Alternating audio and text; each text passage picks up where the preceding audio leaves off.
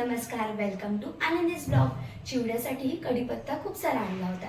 तो चिवड्यातला कढीपत्ता उरल्यामुळे आपण त्याच्यातनं करणार आहोत कढीपत्त्याची चटणी। त्याच्यासाठी आपल्याला लागणारे डाळ किंवा हरभरे की फुटाण्याची डाळ जी असते ते, खोबऱ्याचा खीस, तीळ, शेंगदाणे, तीळ आणि जिरं आणि लसूण।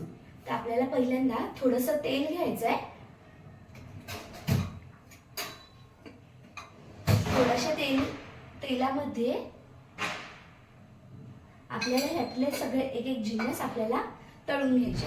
तर त्याच्यामध्ये आपण पहिल्यांदा डाळ टाकूया। हे असं केल्यामुळे ती जी चटणी असते ती जरा जास्त दिवस आपल्याला टिकते। साधारण ती 2 ते 3 महिने जाते आणि ती खाल्लेली चांगली असते।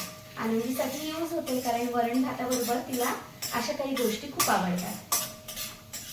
ह्याला साधारण फक्त एक आपण तेलातनं फ्राय करतो, रोस्टेड फ्राय, तसं केलं तरी होऊन जातं, म्हणजे ते जास्त हे होऊन जातं।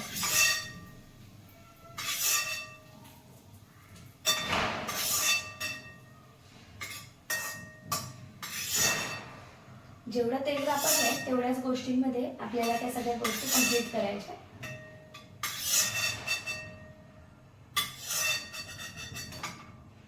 आता आपण टाकणार आहे खोबरं। खोबऱ्याला पण जास्त फ्राय करायची गरज नाही पडत, पण खोबऱ्यामुळे पूर्ण आपलं तेल ते शोषून घेतं। पण ठीक आहे, तेवढ्या ह्याच्यामध्ये बाकी सगळ्या गोष्टी आपण करू शकतो। जर तुम्ही अगदीच लहान मुलांसाठी विचार करून करत असाल तर ते आपण तेलातनं नाही काढलं तरी चालतं, पण ही जनरली आम्ही सुद्धा खातो, तर त्याला एक वेगळीच चव येते जेव्हा आपण तेलातनं हे फ्राय करतो। आता आपण टाकणार आहे तीळ।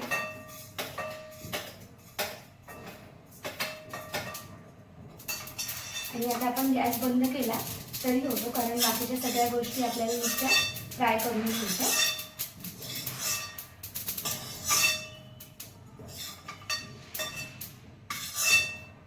ह्या गोष्टी मी वजनीप्रमाणे नाही घेतल्या, कारण एवढं कढीपत्ता नव्हता घेतला। साधारण मी अर्धा वाटी ते 1 वाटी कढीपत्ता घेतलेला आहे। त्याच्यासाठी मी थोड्या थोड्या प्रमाणात सगळ्या गोष्टी घेतल्या, कारण जास्त झाला तर मग त्याचा आनंदीवरती म्हणजे ते होत नाही नीट। माझ्याकडे अख्खे शेंगदाणे नव्हते, त्यामुळे मी कूट घेतला, कारण आपल्याला ॲट द एंड आपल्याला असंही शेंगदाण्याचे कूट म्हणजे ती चटणी परतवायचीच आहे मिक्सरमधनं काढून। शेंगदाण्याचं कूट झाल्यानंतर आपल्याला थोडंसं तेल टाकावं लागेल, कारण आपल्याकडचं तेल पूर्ण संपलं। आता हे तुमच्यावरती डिपेंड आहे, तुम्ही तेलात फ्राय करत असाल तर तेलात फ्राय करा। आता ही आपली उडदाची डाळ, मी एकदम थोडंसं तेल वापरते। आता हे तुमच्यावरती डिपेंड की तुम्हाला किती तेल यूज करायचं आहे, पण साधारण कमीच तेल करावं लागतं, कारण त्याला काही जास्त गोष्टी नाही आहेत।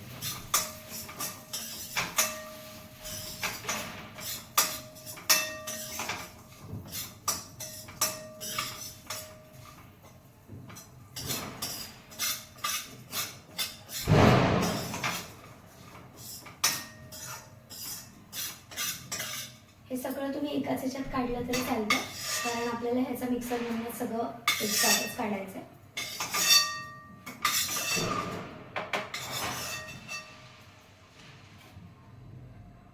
आता लसूण आणि जिऱ्यासाठी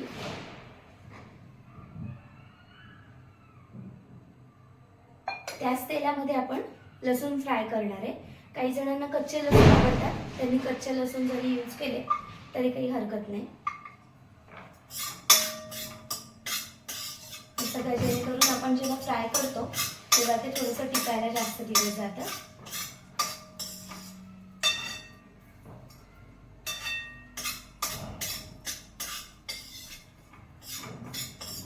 ही चटणी जर तुम्ही लहान मुलांसाठी करत असाल तर ती साधारण 7 ते 8 दिवस टिकेल, एवढ्या हिशोबानेच करत जा, जेणेकरून त्यांना पण ती फ्रेश मिळते आणि करायला सोपी आहे। काही 5 मिनिटाचाच फक्त टाइम लागतो, सगळ्या गोष्टी आणि घरात असतातच, त्याचा यूज होतो।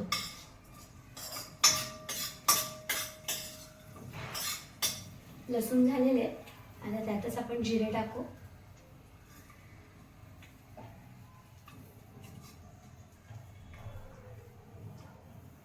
कढीपत्ता पूर्ण पाण्यातनं धुवून घ्यायचा आणि त्याच्यातलं पाणी जेवढं निथळवता येईल तेवढं निथळायचं, कारण आपण नंतर ते फ्राय करणार आहे थोडासा, त्यामुळे काही प्रॉब्लेम नाही येत. जरी तो कढीपत्ता ओला थोडासा राहिला तरी त्याचा काही प्रॉब्लेम येत नाही.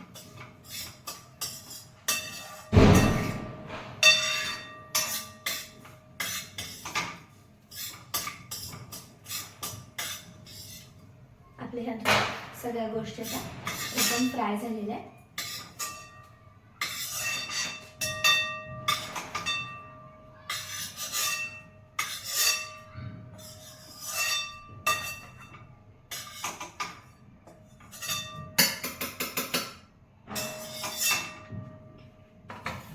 या सगळ्या गोष्टी फ्राय झालेल्या आहेत.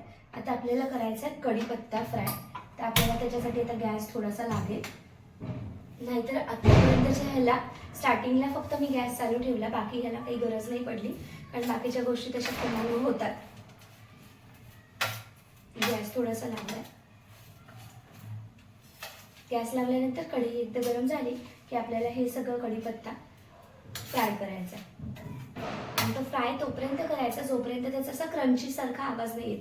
जेव्हा आपण हलवतो तेव्हाचा त्याचा खडखड आवाज येतो, तर तेव्हा म्हणायचं आपण आपला कढीपत्ता पूर्ण फ्राय झालाय. आणि हे सगळे जिन्नस तोपर्यंत गार होतात आणि आपला कढीपत्ता पण झाल्यानंतर गार केल्यावर आपण सगळं मिक्स करायचं आणि मग मिक्सरमधून काढायचं. ही कढीपत्ता टाकते.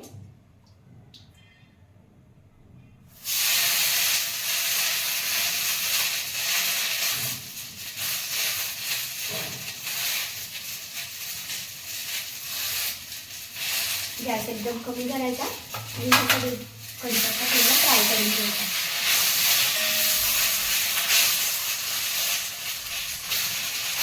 साधारण आपल्याला फ्राय करायला एक 7 ते 8 मिनिट जातात. जर मोठ्या गॅसवर केलं तर 5 मिनिटात होतं, पण मोठ्या गॅसवर नका करू आणि ते करपलंच जातं.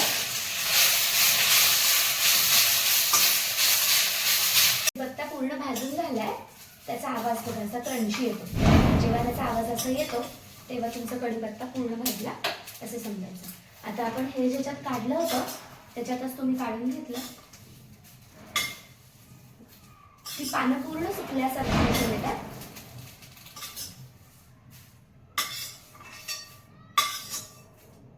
आणि जेव्हा ते थंड होतं तेव्हा त्याच्यातनं अजून तो क्रंची आवाज येतो. ही भाजायची प्रक्रिया आता सगळी कंप्लीट झाली.